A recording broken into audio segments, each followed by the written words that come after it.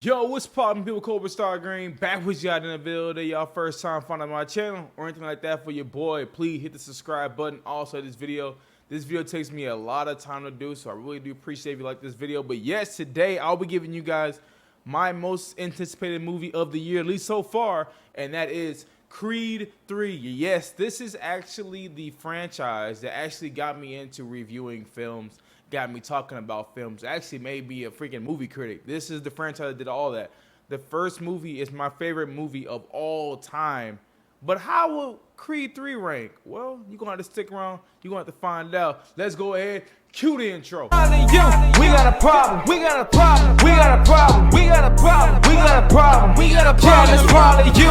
Yeah, we got a problem, we got a problem, we got a problem, we got a problem. So yes, like I just said in the intro, the Creed series is actually what got me into reviewing movies. But aside from all that, was this new Creed movie good? Well, let's talk about it. And we can't talk about the movie without talking about story. What this movie about, man? Adonis Creed just fought his last fight and is now in retirement and is taking on a new life, which is promoting fighters, when an old friend appears looking for the life he lost, and Adonis Creed stands in the way of that. Will Adonis be able to stop him, or will Damian Anderson get the retribution he was always looking for? So now that we just talked about the story, we got to talk about Michael B. Jordan's directorial debut. So Michael B. Jordan is my favorite actor right now, and now he takes a stab at what his life could be like after acting, and that's directing. And for this being his directorial debut, I think he did a great job. How all the scenes played out, the camera shots, and I'll get more into that in a little bit, were done great with amazing attention to detail. Like I said, for this being his directorial debut, I think he did a fantastic job, and I can't wait to see what else he does when it comes to directing. But now it's time to talk about them Characters. So let's talk about these characters. First off, you have to talk about Michael B. Jordan as Adonis Creed. And he was great as always and showcased to me why he is still my favorite actor to this day. To this day.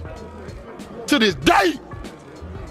To this day. The passion he displayed here is so heartwarming. He truly believes in his character and even in himself. You get to see the highlight for Creed and even some low moments of Creed. His full range of emotion is displayed on the screen. Now we're gonna talk about the antagonist. This man right here is my third favorite actor right now, and it's crazy how fast he's blown up over a short amount of time. Yes, I'm talking about Jonathan the GOAT Majors. You heard me. How intimidating this man was in this movie had me completely gripping my seat. This is how I thought and how menacing I thought he was gonna be in Ant-Man. He pretty much is the big brother to Adonis, and he definitely plays it up here when he keeps calling him little and does similar things to what a big brother might do to a smaller brother, putting the fear into him. Honestly, I liked him better in this movie than I did in Ant-Man Quantumanium. When he gets out of prison and he is like, I want one thing, and Adonis plays around with him when he says it, and it brings a great quote to mind here. When someone tells you who they are, believe them. And he did a great job at convincing me who he was in this movie. I honestly think this is one of my favorite Jonathan Majors roles so far. Now I'm gonna talk about Tessa Thompson. I'll probably go deeper into her character more in the freestyle section part,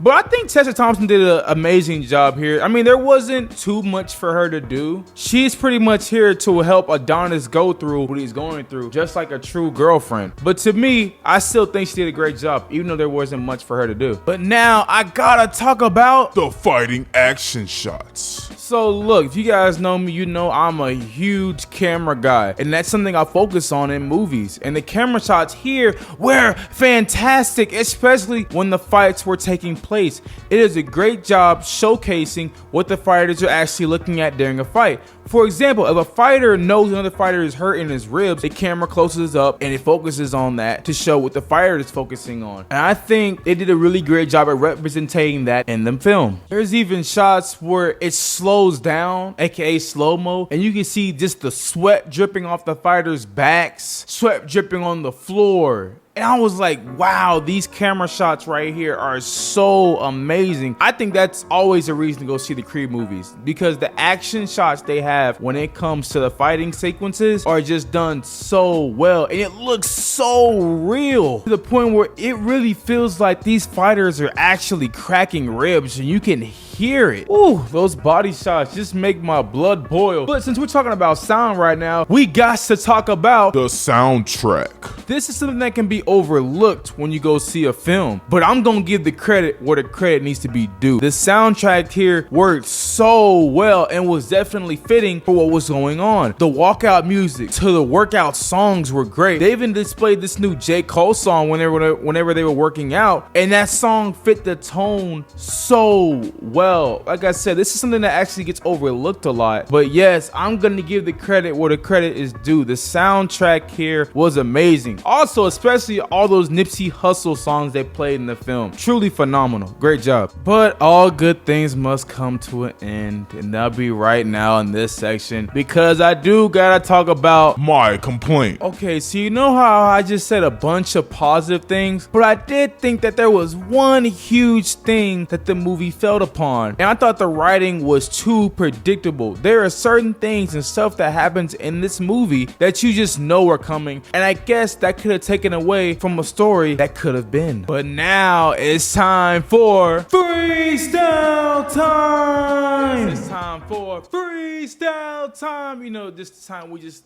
super laid back format. We talk about things I didn't like, things I did like.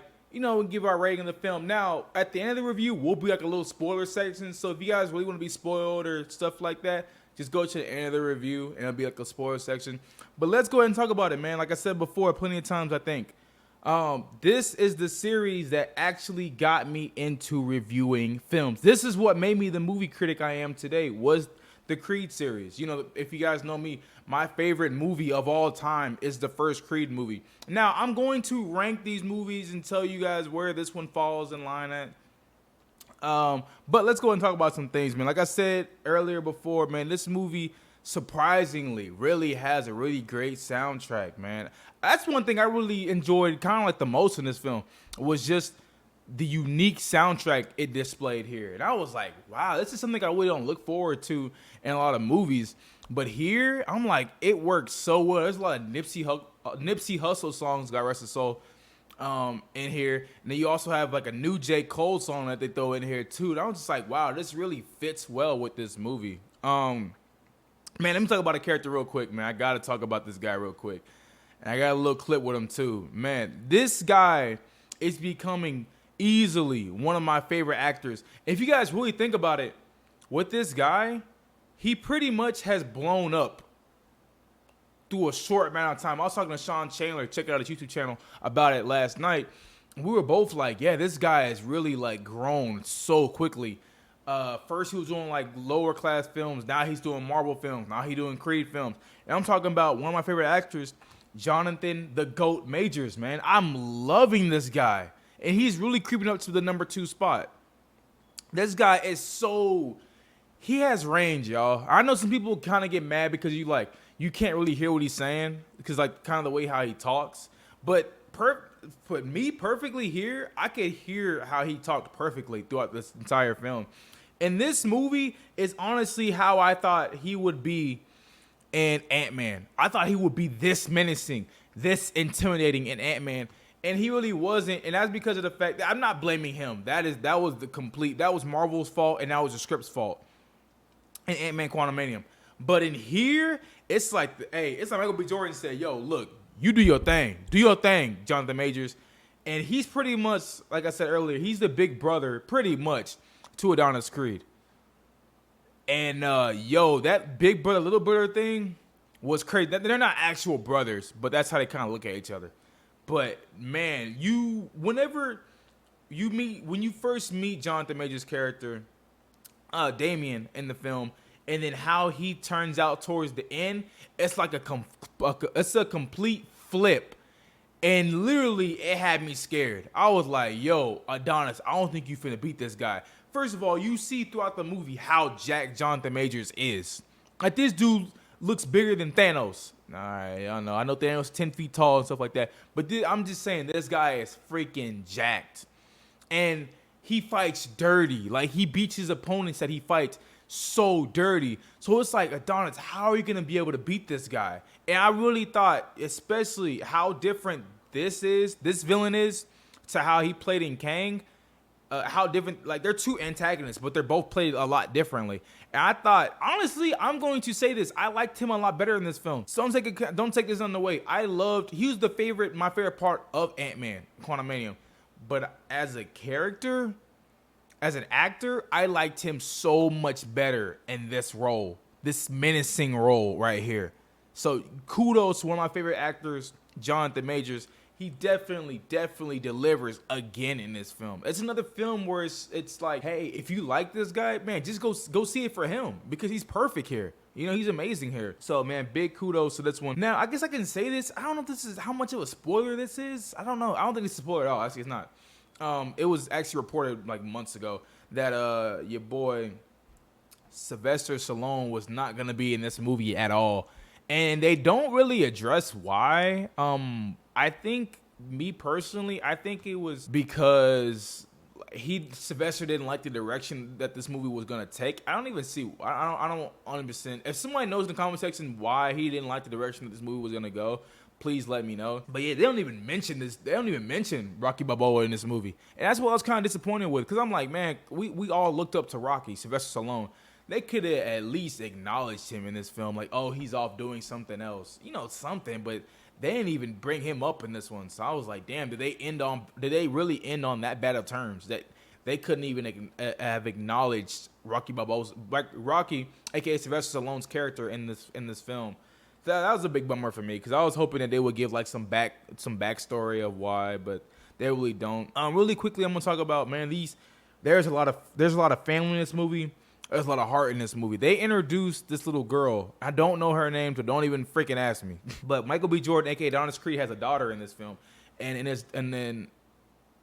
she is deaf, I believe. Yeah, she's deaf.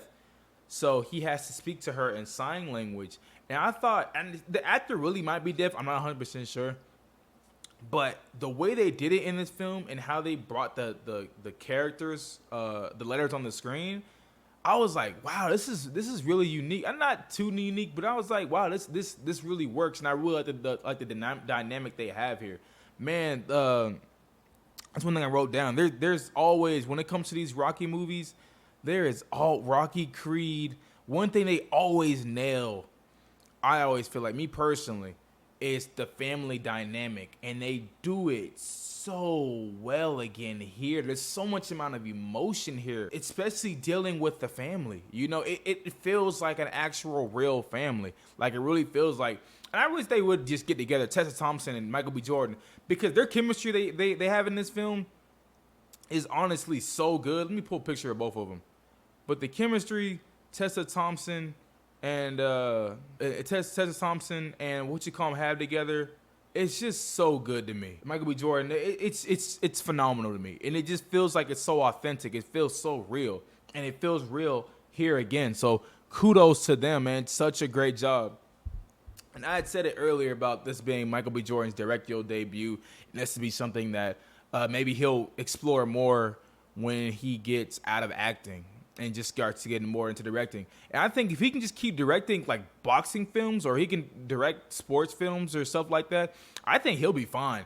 Because watching this film, I'm like, wow, he's doing such a great job here at directing. So kudos to my favorite actor of all right now, Michael B. Jordan, man. Big kudos to him.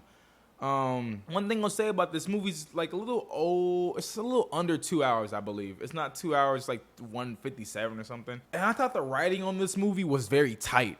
And I kind of like that. Sometimes I don't like it because there's some movies where, like Ant-Man, I was like, this movie needs to breathe a little bit, and it doesn't. You know, like I was disappointed by it.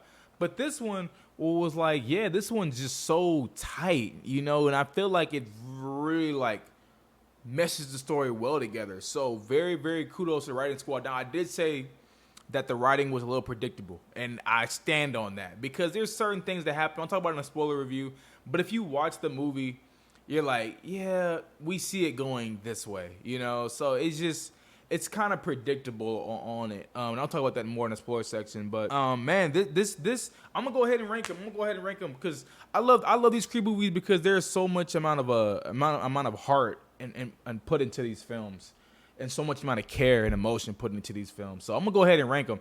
Still, I'll say this: number 3, I still have to go Creed 2. Yeah, Creed 2, yeah. I think that was the weakest one of the three. But number 2, I have to go. And this hurts me to say it because, yeah, it's hurt. It just hurts. It just hurts. I have to go Creed 3 at number 2. But it's right under Creed 1. Right under it. And it's crazy that I say that because the first one I was rewatching, the antagonist isn't even that strong. It's just completely centered on Michael B. Jordan, a.k.a. Adonis Creed. But in this one, it's like the antagonist is the strongest you have out of the three with Jonathan Majors. And you still center around Michael B. Jordan and his family. But it was just, that first one has just a special place in my heart. So I have to put it right under the first Creed movie. Right under it, man. The first Creed movie to me, it's still to this day a 10 out of 10 for me. Now, I know I'm giving this one a little bit lower of a rating. Honestly, I might change it because I put this rating last night, but I kind of want to change it. I don't know. But let me go ahead and give you guys my rating of the film. Don't go into the spoiler part. So my rating of the film is, I don't know how y'all going to take this, but I'm giving this movie an 8.8 out of 10. I think that's a very fair rating, and I don't see there being a lot of blowback with that rating. But for some reason, I do want to go higher with it. Like, I do want to go 9 out of 10. Like, I really do want to go 9 out of 10 so bad, but I'm not going to. I want to see it again just to make sure that I want to go 9 out of 10.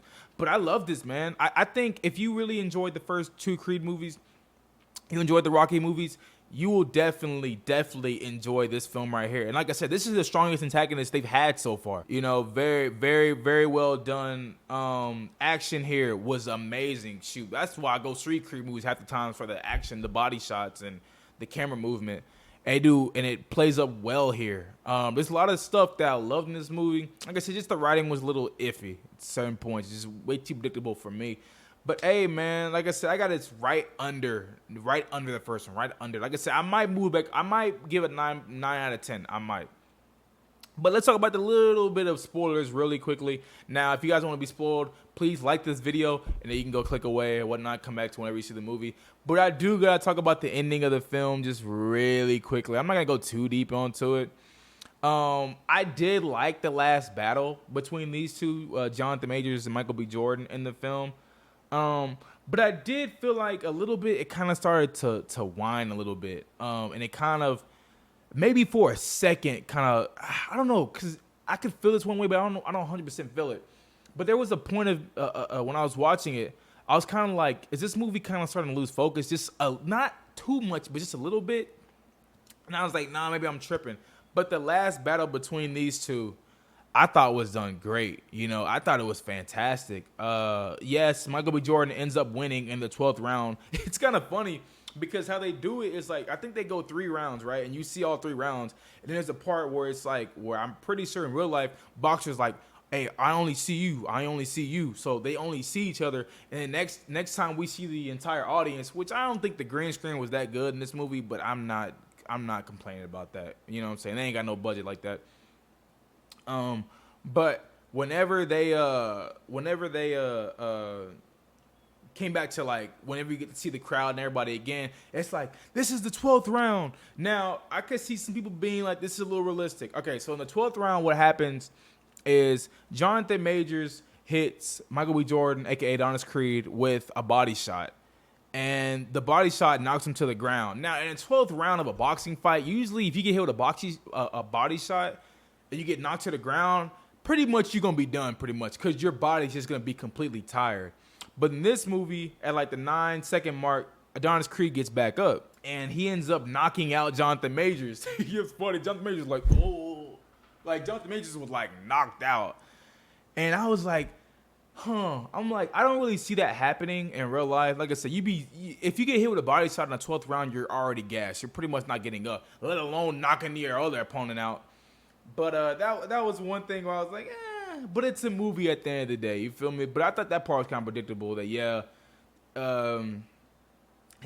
Adonis Creed ended up winning at the end, and they ended up making amends, kind of like how they did in the last movie with Drago's son. Kind of the same way here. Like I said, that could be predictable. I think that's the reason why I like the first one is because it wasn't predictable. At the end, he actually lost, you know. So I think that's why I like the first one a lot more too. But yeah, man, that ending, and then one thing that Corey from Double Toes got mad about, he was like, yeah, we were talking about it, and I completely agree with him because I completely saw it coming too. But Adonis Creed's his grandmother, really quickly, she ends up passing away in the film because she keeps having strokes, and she had like heart failure or the kidney or something failed. And I mean, you could say that was predictable. I honestly saw it coming, just the way how the movie started out with her. I was like, yeah, she's probably not gonna end up making it throughout this film. But I mean, it didn't hurt me too much, you know. I thought it actually gave a lot of weight to Michael B. Jordan's character and actually furthered his motivation in going into the fight with Jonathan Majors. So that's just how I saw it, but it was kind of predictable. But yeah, you do see her death pretty much coming. But that was the two big spoilers I wanted to talk about. Oh, I mean, I guess we can talk about it really quickly because the audience I was with was laughing at this, and I kind of was too. Oh, Tessa Thompson did an amazing job in the film. I talked about her. She doesn't have as much to do in this one, I don't think. But man, there's a character that pops up in this film. Let me find him really quickly, y'all. And the whole entire audience just laughed when he was on the screen. And I'm talking about your boy, Stephen A. Smith. There's a part. Now, it is just, look, I know, y'all. Oh, my God. This is a freaking movie, Cobra. Because they show it, like, they show this, that they, okay, follow me on this one. They show in this movie that First Take, if you guys know, is always broadcasted in the mornings, right? And they show that this segment they are having with him and Adonis Creed, a.k.a. Michael B. Jordan, is live. When you see it off of Jonathan Majors, where he's at, it's dark as hell. So I'm like, oh, this obviously ain't live and stuff like that. Yeah, I know that was stupid. I know. Because, like, I watch First Take a lot, you know what I'm saying? So I know that First Take comes on in the morning. It doesn't come on at nights. Yeah, whenever this dude popped up, he was the same way. Stephen A. Smith is always going to be Stephen A. Smith. He was the same way in this one. But whenever he pops up here, I just thought it was so freaking funny. Even the whole audience we were with was just laughing their asses off. But hey, I love this movie. Like I said, right behind number one for me. Hey, if it's y'all first time finding my channel, please, for your boy, hit the subscribe button. Also the video, tell me you guys thoughts, complaint, criticism, stuff like that down below. And hey, we will see you guys in the next one. Peace. Love you guys.